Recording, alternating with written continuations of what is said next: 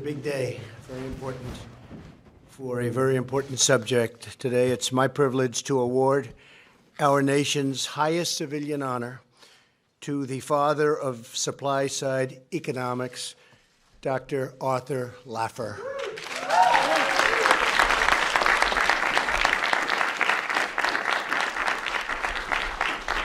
I know Art's been to the Oval Office, unlike most people, many times, but this is a very special time for you. This is a tremendous award. You have the Congressional Medal of Honor on the military side, which of course is something incredibly special, and the Presidential Medal is, I just want to congratulate you. There's nothing like it, right? Nothing. Thank you very much, Art. Joining us for this momentous ceremony are Art's 6 children. Thank you very much. Congratulations. And we're also grateful to be joined by Vice President Mike Pence. We just got back from Florida. Had a big night. That was a big night in Orlando, Mike, right? Secretary Steve Mnuchin, Alex Acosta, Elaine Chao, and Ben Carson, thank you very much for being here. And our top economic advisor and a great friend of all of us, actually. I hear that voice and I just say money, money, money, Larry Kudlow, right? Larry.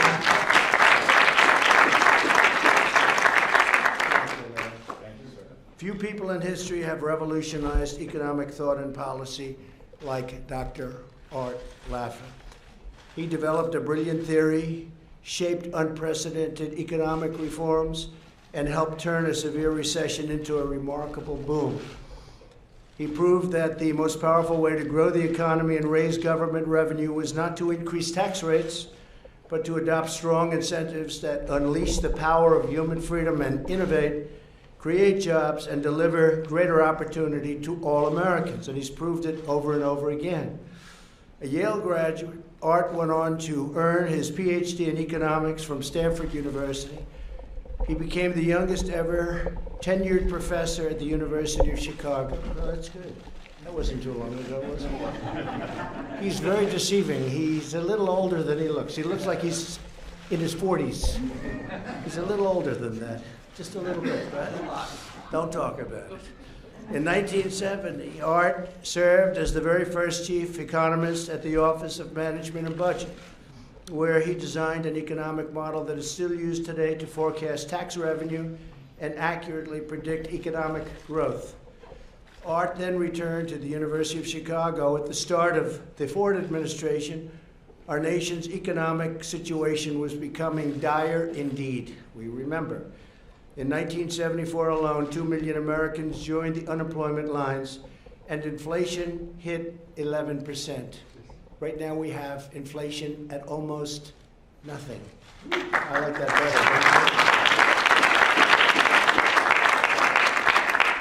better. Good to read this because we read this and we realize how well we're doing right now. The consensus in Washington on both sides of the aisle was that the government could tax, inflate, and regulate its way to prosperity. But Art had a different idea, right? You did have a different idea. I'd have you tell it. It would be much more interesting, huh? In 1974, Art came to dinner with the White House Chief of Staff Don Rumsfeld, Deputy Chief of Staff Dick Cheney, who's been, by the way, a tremendous supporter, and we appreciate Dick very much, and Wall Street Journal reporter Jude Wanniski. The dinner has since become very, very legendary in many minds.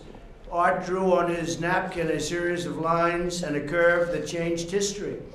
With the now famous Laffer curve, still a very, very highly respected economic curve, Art showed that if tax rates are too high, people stop spending and they stop investing.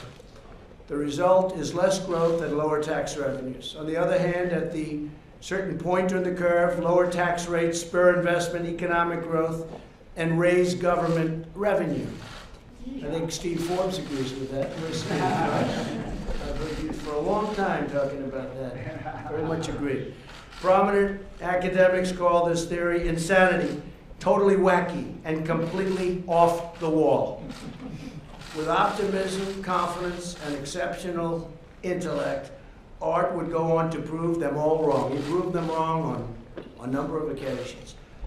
In 1978, California Governor Jerry Brown asked Art to help him implement Proposition 13, which the people had overwhelmingly enacted to dramatically reduce the state property tax. I think they could use it again out there, by the way. They should do that immediately. The results were so successful that job creation soon grew at twice the nationwide rate. Within 2 years, 43 states adopted similar reforms. During that same period, Art also advised Ronald Reagan and helped shape his low-tax, pro-growth agenda. After President Reagan's election, Art served on the President's Economic Policy Advisory Board. He played a vital role in both the 1981 and 1986 tax rate cuts, which ultimately lowered the top marginal tax rate from 70% to 28%. That's not bad. That's a pretty big reduction, I would say. The Reagan economy soared, creating sustained economic growth, shrinking poverty, expanding incomes, and dramatically increasing federal revenue. Sounds very familiar. Sounds very, very familiar, actually. Our economy has never, ever been stronger than it is today.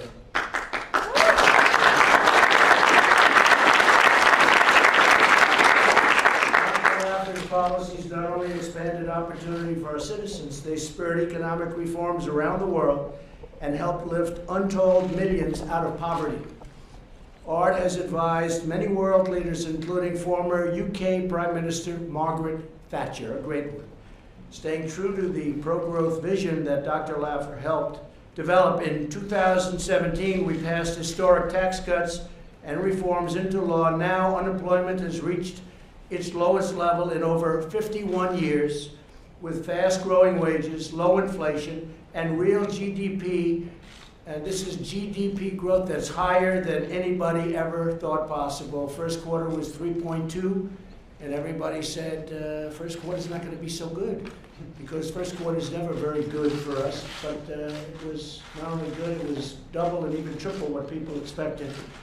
And we're going to see some other very pleasant surprises, especially when the trade deals are all worked out, and they're coming along very well, Art, as you know.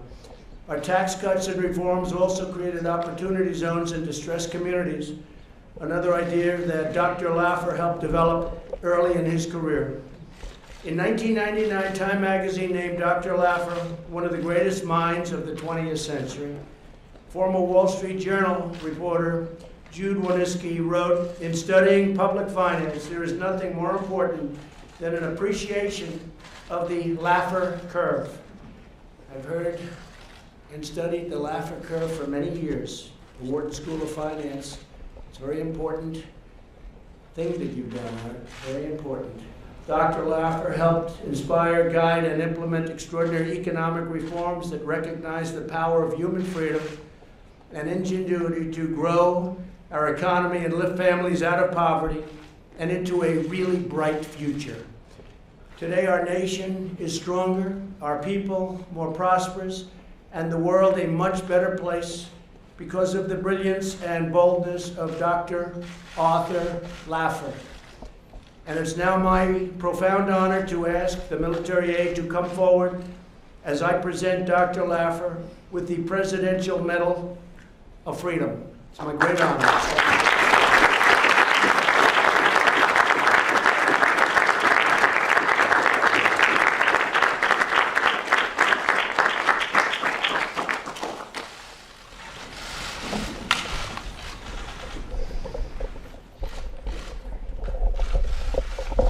Laffer, the father of supply-side economics, is one of the most influential economists in American history.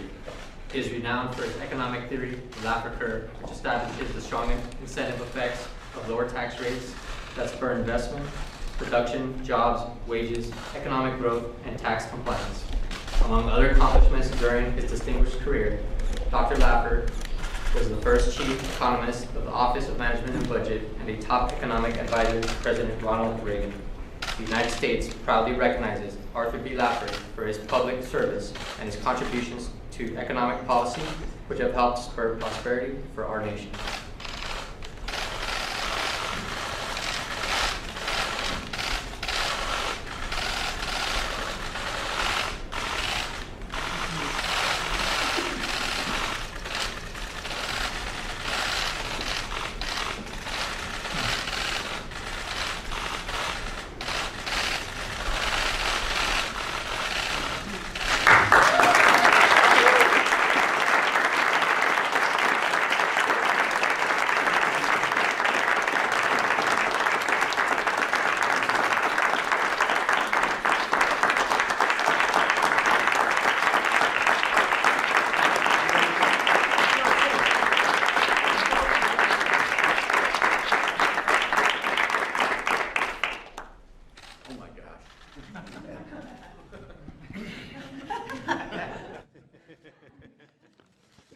when your staff said keep it short, I didn't know that's what they meant.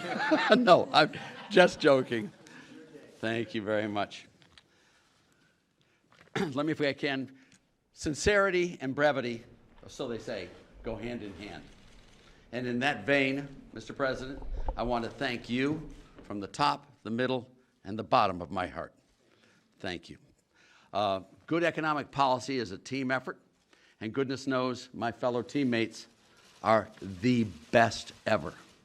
Larry Kudlow, my friend forever and ever and ever. Steve Moore, where are you, Steve? Steve Moore. Steve Forbes. Steve Forbes canceled his trip abroad to be here today. Is David Malpass here? Kevin Hassett. Team players, Stephen Mnuchin. Wherever, there you are, you're way back there, Steve. I mean, you don't get a better team than that ever. I mean, this is the team of all teams. And I just want to reflect for a second on some of my past colleagues in working with other administrations.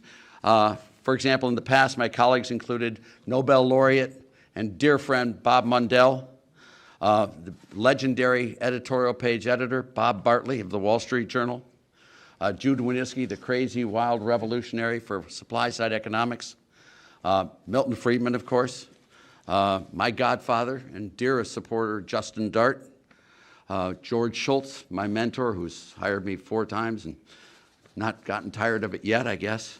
Jack Kemp, who we called the weapon, he's delivered it, and my classmate at Yale, and my dear friend, a guy named Dick Cheney. It's just really wonderful to have, each of whom deserves a lot of praise. By the way, just for the record, Bob Bartley, Milton Friedman, Justin Dart, George Shultz, Jack Kemp, and Dick Cheney all received the Presidential Medal of Freedom. Isn't that amazing? I'm in great, great company. Let me tell you, I'm awed by that. But to get the ball over the goal line, committed leadership is the sine qua non for this. And we had President Kennedy, President Reagan, Prime Minister Margaret Thatcher, and of course you, Mr. President Donald Trump, to really make it all happen. Without the leaders,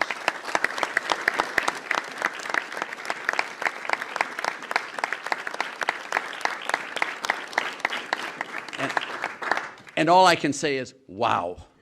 I mean, you know, President Kennedy established the current Presidential Medal of Freedom, and both President Reagan and Margaret Thatcher were recipients. My business partners here, my business partners, friends, and fellow dream catchers, a number of whom are here today, by the way, have allowed all of this to happen for me, and I am eternally grateful. They are the salt of the earth, and in fact, they actually live the lives that we economists just talk about. They actually do it. And it is for them that we do what we do. They have kept, do keep, and will keep America prosperous. And my final shout out, if I may, is to my family, my wonderful family. All 6 of my children are here today, as well as Mike Madsen and Mike Stabile. I'm missing my 13 grandchildren and my 4 great-grandchildren, for which I am sure the White House staff is eternally grateful. My family makes me very, very proud and gives me a reason every morning to get up and get to work. Thank you.